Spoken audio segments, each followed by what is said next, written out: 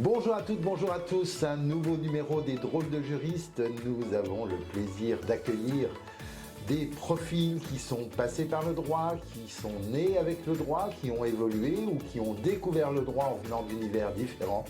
Toujours l'idée d'ouvrir l'univers de chacun. Et aujourd'hui, un rendez-vous un petit peu spécial puisqu'on va recevoir une décoratrice d'intérieur, Stéphanie Roche. Bonjour. Bonjour Stéphane. Merci d'avoir pris du temps, d'être venue de Lille, votre nouvelle patrie d'adoption. Tout à fait, depuis 5 ans maintenant. Voilà, et plus agréable donc le TGV que le RER, si j'ai bien compris. Vous nous le raconterez. Oui. Exactement. Alors Stéphanie, vous avez été avocate pendant une petite dizaine d'années finalement. Un peu plus, oui, 12-13 ans. 12-13 ans. Au départ, un rêve de jeune fille, Stéphanie, jeune femme qui choisissait ses études, une orientation, il n'y avait pas encore APB, toutes ces choses-là. Qu'est-ce qui vous est rêvé? Alors, écoutez, moi j'avais pas de aussi loin que je m'en souviens, j'avais pas de métier un peu rêve. Je pense que j'ai choisi le droit, je dirais un peu inconsciemment parce que mon père était avocat. Ah, quand même. Voilà, mon père était avocat, mais on n'en parlait pas en fait. Quand on était ensemble, il parlait pas de son métier ou alors, je dirais de manière assez générale. Et on n'a pas eu en particulier de discussion au moment où il faut choisir son orientation pour les études supérieures. On n'a pas eu de discussion sur le métier d'avocat. Alors quand je lui ai dit que je m'inscrivais en droit, il était content. Mais c'est pas du tout comme ça peut arriver dans certaines familles d'avocats. J'ai pas eu du tout de pression ou de conditionnement. Alors voilà. de pression, Elisabeth Talbourdet, qui était à votre place il y a quelques semaines, disait mais moi j'ai le souvenir, papa m'emmenait au cabinet, je répondais au téléphone, je jouais à l'assistante. Moi c'était pas du tout comme ça en fait. Moi j'allais pas à son cabinet, j'ai dû y aller une fois et encore, parce qu'il avait déménagé. Donc il y avait vraiment une coupure entre son métier et la famille en fait. Donc c'est pour ça que je parle peut-être d'ambiancement inconscient. En tout cas c'était dans ma perspective quoi. Je connaissais le métier. Voilà. Donc et comme j'avais pas non plus de métier rêvé à ce moment-là, ça me paraissait assez naturel de faire du droit. Et ça m'a plu. Ah alors. Voilà, même la première année, généralement on dit première année, c'est un peu.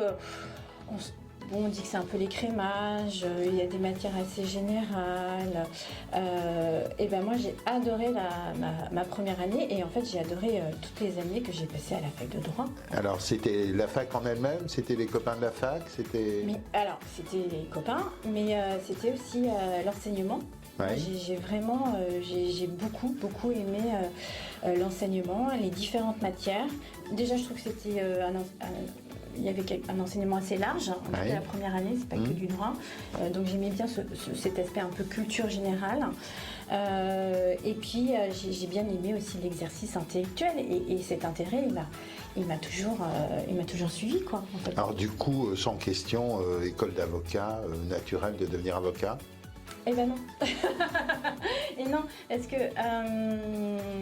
quand il s'agissait de s'orienter, mon premier choix n'a pas été le métier d'avocat. Au début, je voulais être juriste d'entreprise. Pourquoi ? Alors, pourquoi juriste d'entreprise ? Parce que c'était cette activité un peu collective, en fait, de faire partir d'un groupe qui me plaisait bien. Je trouvais le métier d'avocat, dans ma perception, assez individualiste, en fait. Donc, moi, c'était vraiment le fait de travailler en entreprise, de faire partie d'un projet global qui me plaisait bien. Et quelle entreprise ? Alors j'avais fait plutôt des entreprises dans le domaine de l'audiovisuel, j'avais fait Lagardère Ligne, ensuite j'avais fait Radio France, et Sony Music. J'étais Ah oui, restée donc déjà une fibre artistique quand même un petit peu affirmée. Exactement, un mélange de retour d'expérience et de pragmatisme qui m'ont amené, suite à mon stage chez Sony Music, à faire une prépa d'été pour passer le concours. Et puis comme j'avais en plus un DE1, un DESS, j'avoue, j'avais pas les écrits à passer, j'avais des dispenses. Alors je sais pas si ça existe encore aujourd'hui. Non, ça n'existe plus maintenant. Alors je parle d'une époque, voilà, c'est terrible. Donc j'avais la dispense d'écrits. Oui, donc il n'y avait plus que le grand taux à le grand préparer. oral et les oraux particuliers de matière. Oui, tout à fait, les options. À l'école, vous avez appris des choses. Alors j'ai appris des choses, mais j'ai surtout appris quand j'étais en stage, parce que on avait un système d'alternance à l'école de Versailles. On était 3 jours et demi en stage, en cabinet, et puis on avait une journée et demie d'école. De formation d'école. Oui. Voilà. Donc sur toute, j'ai fait. Alors on était sur une année aussi.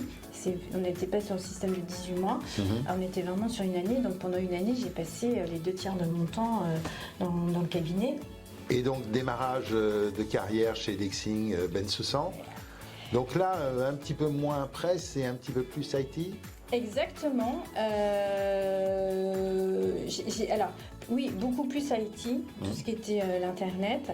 Mon responsable était Eric Barbry. Donc ça, c'était le département communication électronique à l'époque. Et comme dans ma précédente expérience, contentieux. Voilà. Donc ça, c'est une partie aussi importante de mon activité d'avocate. Je dirais presque davantage que la matière traitée. Moi, j'ai fait quasiment que du contentieux. Et c'est quand j'ai fait mon stage... C'est le goût de la robe, c'est le goût du palais.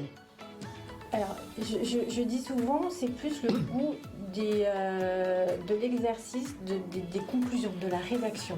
Moi, j'adorais cette phase préparatoire, donc d'analyser les pièces, d'identifier les arguments juridiques. Moi, les recherches, j'ai toujours aimé faire ça. Et ce que j'aimais par-dessus tout, c'était de rédiger les conclusions, vraiment d'avoir ce raisonnement juridique, d'analyse et de critique aussi du dossier adverse, en fait. Donc, c'était plutôt cette phase que j'appelle préparatoire, en lien vraiment aussi avec les clients, parce que ça, c'est aussi, j'ai beaucoup aimé ça, davantage que l'exercice de plaidoirie lui-même. L'aventure dure 2-3 ans, Stéphanie Roche. Ensuite, changement d'ambiance, changement de cabinet, évolution naturelle, curiosité, rencontre. Exactement. Alors, chez Alain Bensoussan, je suis restée un peu plus, je crois 4-5 ans. Et donc, l'envie d'être un petit peu plus autonome dans la gestion des dossiers. Et donc, par relation, j'ai été amenée à rencontrer Stéphane Bacry, qui travaillait au sein du cabinet Orsay, avec une activité, on va dire, un peu plus généraliste que ce que je faisais chez Alain Bensoussan, mais très axé contentieux aussi. Toujours contentieux. Ah oui, voilà, oui. Toujours contentieux. Et je suis restée donc, chez Orsay à peu près 8 ans. Et j'étais quasiment la seule à faire du contentieux hors droit social, que je ne traitais pas. Et puis les associés se sont séparés. Et donc moi j'ai décidé de suivre les associés qui ont quitté la structure Orsay et qui ont créé une nouvelle structure, Neptune. Ils étaient à l'époque 4 associés. À l'époque, déjà une attention sur le décorum dans lequel on vous recevait. Votre bureau était déjà bien travaillé. Dès le premier jour, c'était comme ça. Ah oui. Alors, effectivement, j'ai toujours été ultra sensible à mon environnement de travail. Et je crois que tous ceux qui m'ont rencontré dans mes différentes expériences vous diront, j'avais vraiment besoin de me sentir bien et de personnaliser mon bureau. Donc je bougeais tout le temps les meubles, je ramenais des photos, des affiches, des plantes, j'avais vraiment besoin de m'approprier mon espace de travail. Pour pouvoir y passer beaucoup de temps, il faut se sentir chez soi. Ah oui, alors moi j'avais un vrai besoin. Alors c'est pas le cas de beaucoup d'avocats. Alors j'avais besoin de me sentir chez moi et puis j'avais besoin aussi que ça soit rangé. Enfin voilà, j'avais besoin de ce côté harmonieux, comme je dis. Et quand j'ai dans mon dernier cabinet, donc le cabinet Neptune, donc déménagé des locaux d'Orsay. Et j'ai assez naturellement, c'est moi qui cherchais 2-3 accessoires, qui bougeait un peu les meubles, répartit un peu les affiches et tout, parce que J'en avais besoin. J'en avais besoin. Je trouve que la manière dont on accueille les personnes, alors humainement, mais aussi dans l'espace, est un préalable. Je trouve important pour poser une bonne condition de travail, en fait. Alors, ce que je fais aujourd'hui, quand même, ça a démarré il y a 5 ans. Je crois que vous êtes formé en plus. Alors, vous avez bougé. Enfin, qu'est-ce qui a déclenché le changement de carrière, le changement de carrière. Alors, plusieurs choses. C'est déjà, je pense, comme beaucoup de femmes, la maternité, le retour de congé maternité qui n'a pas été très évident dans ce retour-là et qui m'a amené à me poser des questions sur mon avenir dans la profession. Alors, moi, peut-être contrairement à beaucoup de femmes, pas tant dans cette problématique en tant qu'avocate, concilier vie professionnelle, vie personnelle. Moi, c'était plutôt en termes de valeurs, en fait. Je ne me retrouvais pas forcément dans les valeurs que... Qu'est-ce qui manquait ? Moi, beaucoup de sens collectif et puis aussi, je pense, de considération, voilà, tout simplement, qui dépasse le travail, de la manière dont on traite les personnes et aussi la manière dont on les motive, la manière dont on les fait évoluer dans la structure. Voilà.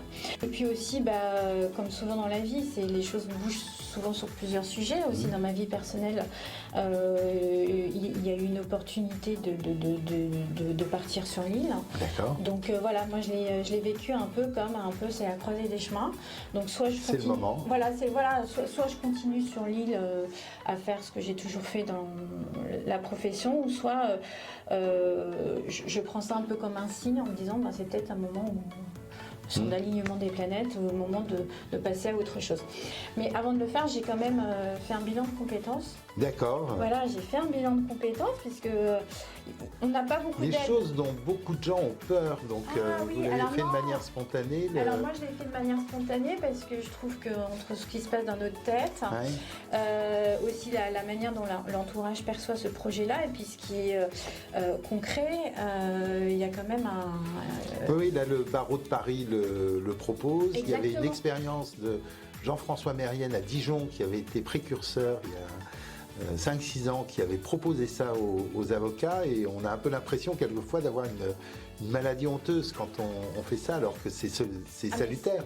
C'est hyper salutaire, et effectivement en tant qu'ancien libéral, il n'y a pas beaucoup d'offres et de possibilités financières, d'accompagnement financier dans ce type de projet de reconversion, donc il faut saisir. Et effectivement, le bilan de compétences a été financé par les cotisations qu'on paye.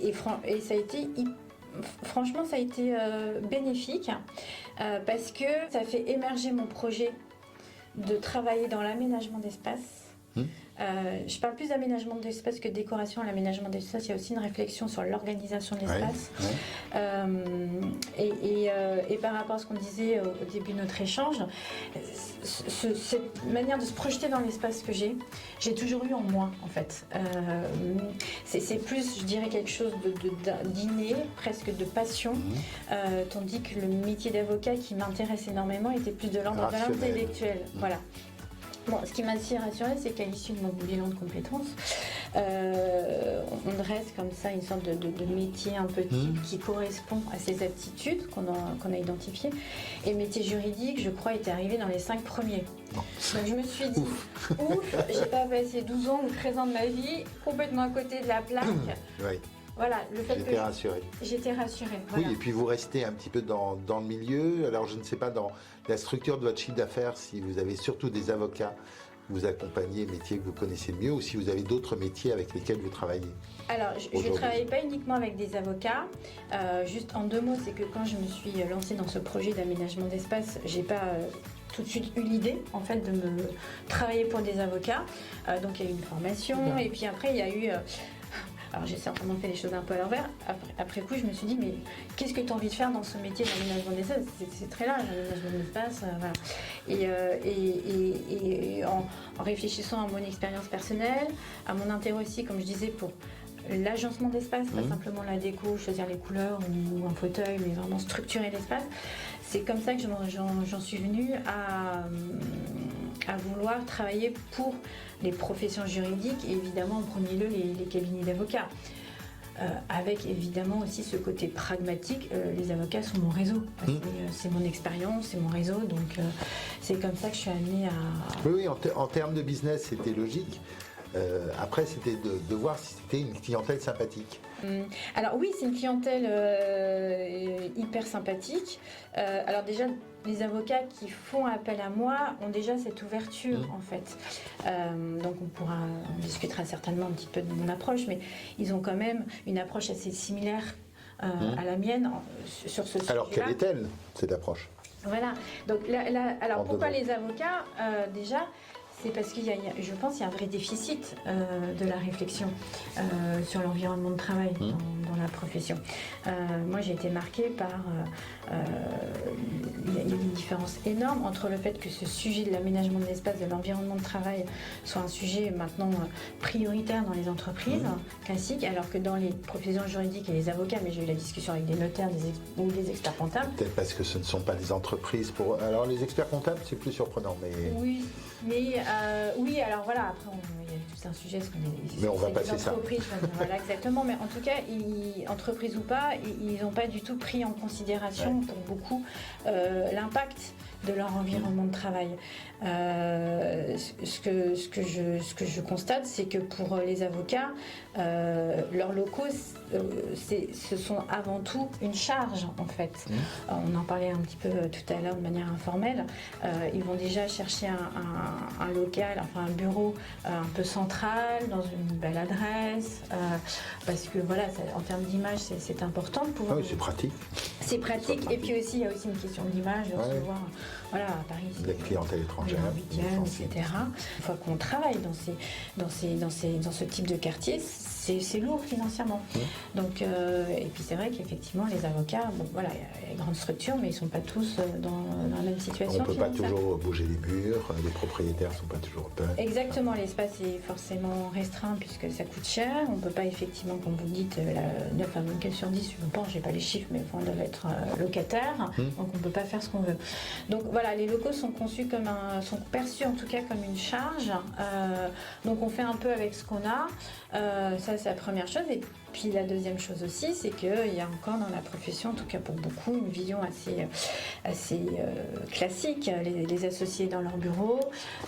Et puis bon, dans l'espace il y a la salle de réunion, parce qu'il faut quand même avoir une salle de réunion pour accueillir les clients. Et puis bon, dans l'espace qui reste, on essaye de caser un peu les collaborateurs, quoi, donc qui sont pas toujours de fait bien lotis. Et donc moi, mon approche, c'est de prendre en considération ces contraintes-là, mais de montrer qu'on peut optimiser cet espace-là, déjà dans l'organisation de l'espace, mais on peut aussi parfois rentabiliser l'espace. Sur un projet pour des avocates sur l'île, un plateau vide, on a dû structurer l'espace. Je leur ai proposé d'intégrer 2 petits bureaux, mais qu'elles ont la possibilité de louer. Voilà, donc ça fait une rentrée financière, ça permet aussi d'apporter un petit peu d'oxygène sur le plan financier. Et puis au-delà de l'optimisation de l'espace avec les contraintes dont on parle, je mets beaucoup l'accent moi sur le fait que le cabinet est une vitrine pour les avocats. Quand on accueille des clients, c'est bien d'avoir une adresse dite prestigieuse, mais si les clients arrivent dans un espace non seulement petit, mais un petit peu vétuste, mal rangé, avec des dossiers un peu partout, la première approche n'est pas très bonne en fait, parce que les clients vont se dire ah bon, bah c'est dans cet environnement-là que mon avocat travaille. Ah, je vois les dossiers qui traînent un peu partout, donc ah oui, si je lui confie mon dossier, là, non mais les clients ils vont pas forcément penser à confidentialité, ils vont se dire ah bon bah c'est mon si dossier. on voit que mon dossier est là. Oui, et surtout ils vont dire il va être au milieu de cette pile de dossiers, donc c'est quand même pas. Oui, penser qui je suis, comme d'autres. Voilà aussi, mais bon voilà, donc les premiers signaux quand on accueille un client ne sont pas forcément très positifs. Et puis, comme je disais aussi à l'instant, c'est aussi les conditions de travail des collaborateurs. Là, en plus, vous êtes sur une fenêtre de tir, c'est le bien-être au travail, le bonheur au travail, vous êtes pile dedans. Est-ce que vous n'avez pas de regret de ne pas avoir commencé plus tôt ? Écoutez, non. En fait, alors j'ai pas de regret parce que même si je parle de mon époque, je pense être quand même assez jeune. Non, j'ai aucun regret parce que je suis intimement convaincue que je n'aurais pas pu mener ce projet-là. Et j'aurais pas évidemment pensé à le mener dans ce milieu des avocats si j'avais pas eu cette expérience. Voilà. On va devoir se quitter, mais je crois que vous passez dans des cabinets avec votre caméra, vous allez à leur rencontre. Exactement, alors voilà, exactement. Nouveau projet, Inside My Firm, qui est des rencontres d'avocats qui ont eu justement cette réflexion, de la même manière que moi, sur leur environnement de travail. Et donc l'idée, c'est d'aller à la rencontre pour, j'espère, donner envie à d'autres confrères de se lancer dans ce projet-là, en comprenant tous les intérêts qu'il y a à avoir un environnement de travail de qualité. Donc c'est toujours du droit, après ça a pris une forme différente. Voilà, comme je dis, je suis sortie par la porte, je suis rentrée par la fenêtre avec une nouvelle casquette, mais toujours dans le même but, c'est vraiment de rendre cette profession aussi attractive que possible. Mais écoutez, c'était un moment très attractif et souriant et agréable. Merci. Stéphanie Roche, un grand merci, et puis on vous retrouve très prochainement avec Sarah Attar et Aurélie Elbaz de l'Exbaz, qui nous permet d'avoir ces moments très agréables avec Open Law, dont j'ai le plaisir d'être administrateur pour de nouveaux drôles de juristes. À bientôt.